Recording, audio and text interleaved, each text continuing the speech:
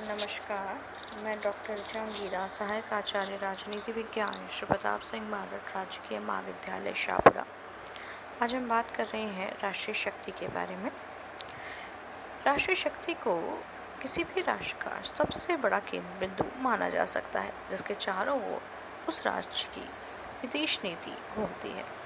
जैसा कि मार्गेंथो कहते हैं कि राष्ट्रीय शक्ति राष्ट्र की वह शक्ति है जिसके आधार पर कोई व्यक्ति दूसरे राष्ट्र के कार्यों, व्यवहारों और नीतियों पर प्रभाव तथा नियंत्रण रखने की चेष्टा करता है। यह राष्ट्र की वह क्षमता है जिसके बल पर वह अपने दूसरे राष्ट्रों से अपनी इच्छा के अनुरूप कोई कार्य करा लेता है। हार्टमैन का कहना है कि राष्ट्रीय शक्ति में यह बोध होता है कि अमुक राष्ट्र कितना शक्तिशाली है अथवा निर्बल है, या अपने राष्ट्रीय उद्देश्य की पूर्ति की दृष्टि से उसमें कितनी क्षमता है। वहीं ऑर्गेन्स्की का मानना है कि अपने हितों के अनुकूल दूसरे राष्ट्रों के व्यवहार को प्रभावित करने की योग्यता का नाम ही शक्ति है। जब तक कोई राष्ट्र यह नहीं कर सकता, चाहे वह कितना ही बड़ा क्यों ना हो, चाहे वह कितना ही संपन्न क्यों ना हो, परंतु उसे कहा जा सकता। इस प्रकार राष्ट्रीय शक्ति किसी भी राष्ट्र की वह क्षमता है जिसके आधार पर वह अन्य राष्ट्रों से अपने राष्ट्र हितों के अनुकूल कार्य करवा लेता है। शक्ति की रचना में अनेक तत्व कार्य करते हैं। वे तत्व क्या हैं जिनसे कोई भी राष्ट्र शक्तिशाली बनता है? जब हम किसी शक्तिशाली राज्य की कल्पना करते हैं तो हम विशाल क्षेत्र, अतुल जनसंख्या, धन बाहुल्य, प्राकृतिक साधनों की प्रचुरता, विकसित औद्योगिक संस्थान, उर्वरता, असीम सैनिक शक्ति, आधुनिक दृष्टि से संगठित सेनाओं पर ध्यान आता है। तथापि इनमें से कोई भी अकेला या सामूहिक रूप से भी शक्ति का निर्माण नहीं करता है। हो सकता है किसी देश के पास एक संसाधन की अधिकता हो, कहीं वहीं दूसरे के पास कुछ और की। कई बार ऐसा भी होता है कि केवल संसाधनों का होना ही शक्ति नहीं होता, परंतु इसका उपयोग किस तरीके से किया जा सके कि वह दूसरों को प्रभावित करे, तभी शक्ति का एहसास हो पाता है। पामर और पाकिस ने राष्ट्रीय शक्ति के तत्वों को दो भागों में बांटा है, गैर मानवीय और मानवीय। गैर मानवीय तत्वों में वे भूगोल और प्राकृतिक साधनों को शामिल करते हैं। वहीं मानवीय तत्वों में वे जनसंख्या, तकनीकी ज्ञान, विचारधारा, मनोबल और नेतृत्व को शामिल करते हैं। राष्ट्रीय शक्ति के विभिन्न तत्वों में भूगोल सबसे अधिक स्थायी तत्व माना गया है। विद्वानों का कहना है कि किसी भी राष्ट्र की जड़ उस राष्ट्र के भूगोल में निहित होती है। भूगोल राष्ट्रों की शक्ति के लिए एक आधारभूत ढांचा प्रस्तुत करता है, जैसे क्षेत्रफल, जो स्वयं में ही एक शक्ति का तत्व है। अगर अन्य बातें समान हैं तो एक देश जितना बड़ा होगा उसकी शक्ति, खासतौर पर सुरक्षात्मक शक्ति भी उतनी ही अधिक होगी। क्षेत्र के विस्तृत होने से राष्ट्र को दो प्रकार से लाभ होता है। एक तो बड़ी क्षेत्र वाला राष्ट्र अधिक जनसंख्या को संभाल पाता है, दूसरा उसके पास प्राकृतिक संपदा भी अधिक और विविध प्रकार की हो सकती है। साथ ही राष्ट्र का बड़ा आकार उसे निश्चित रूप से कुछ सैनिक लाभ भी पहुंचाता है। सन 1937 से 1945 तक जापान चीन को उसके विशाल आकार के कारण ही पराजित नहीं कर पाया था। बड़े क्षेत्रफल वाले राष्ट्र आक्रमणकारी के सामने आत्मसमर्पण किए बिना पीछे हट सकते हैं। यदि आक्रांत देश का आकार सुविशाल है तो आक्रमणकारी के सामने बहुत सी कठिनाइयां हो जाती हैं, जैसे संचार और यातायात की आवश्यक वस्तुएं उपलब्ध कराने की आदि। अगर वर्तमान संदर्भ में देखा जाए तो अमेरिका, जो आज महाशक्ति की दौड़ में सबसे आगे है, उसका क्षेत्रफल काफ़ी बड़ा है। उसी तरह रूस का क्षेत्रफल भी बड़ा है। जब हम अधिक क्षेत्र की बात करते हैं तो हमारा अर्थ होता है ऐसा क्षेत्र जिसमें कृषि योग्य भूमि का विस्तार हो, कच्चे माल की अधिकता हो, विविधता हो, अधिक जनसंख्या को पालन करने की क्षमता हो। मात्र विशाल क्षेत्रफल या आकार से कोई भी राष्ट्र शक्तिशाली नहीं बन जाता। सहारा जैसे विशाल आकार वाले रेगिस्तानी राष्ट्र से तो जापान और बेल्जियम भी अधिक शक्तिशाली हैं। क्षेत्र का महत्व आजकल के तकनीक और प्रक्षेपास्त्र के युग में घटता जा रहा है।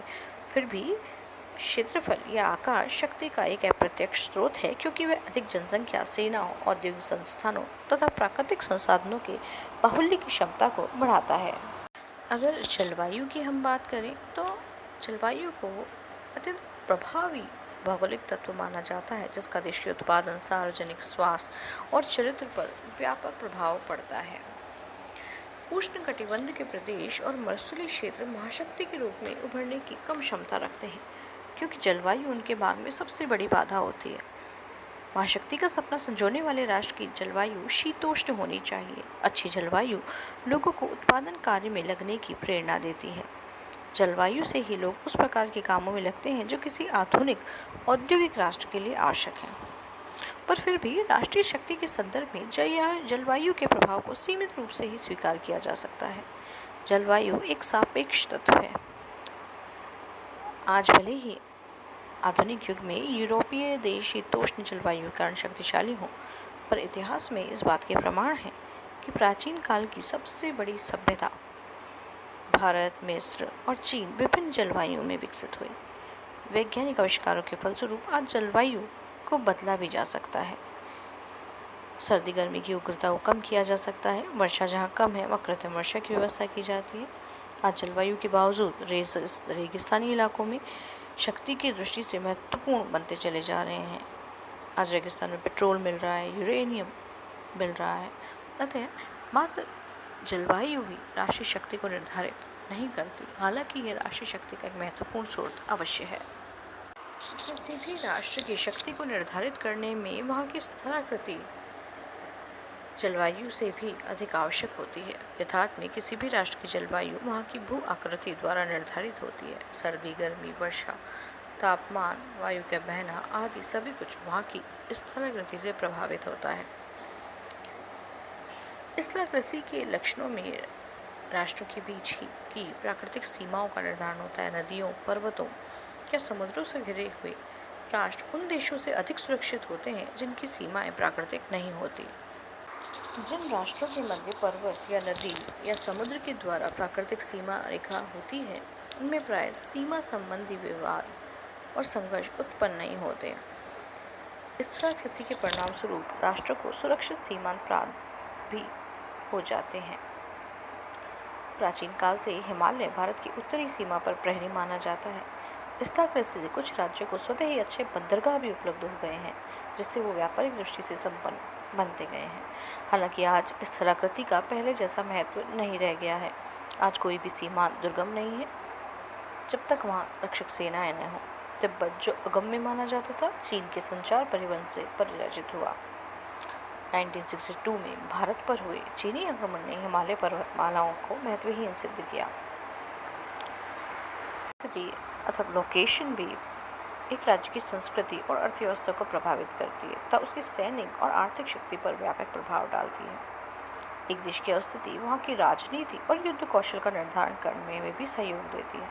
किसी भी राष्ट्र की जलवायु इस बात पर निर्भर करती है कि उसकी अवस्थिति भूमध्य रेखीय है अथवा विषुवत रेखीय अथवा इन दोनों के बीच में है। ये राष्ट्र की अवस्थिति पर ही निर्भर करता है कि वहाँ क्या उत्पादन हो सकता है, कौन कौन से खनिज पदार्थ मिल सकते हैं और औद्योगिक विकास की क्या संभावनाएं हैं।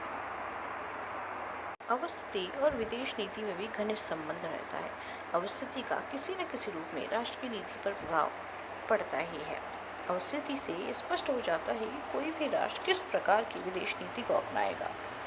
फिर भी यह स्थिति एक सापेक्ष है, जैसे इंडोनेशिया जो चारों तरफ से समुद्र से घिरा है परंतु कभी भी नौसैनिक शक्ति नहीं रहा। आज की वीडियो में हमने राष्ट्रीय शक्ति के अर्थ, इसके तत्व, उनमें से भूगोल पर चर्चा की। आगे की वीडियो में हम राष्ट्रीय शक्ति के अन्य तत्वों पर भी चर्चा करेंगे। धन्यवाद।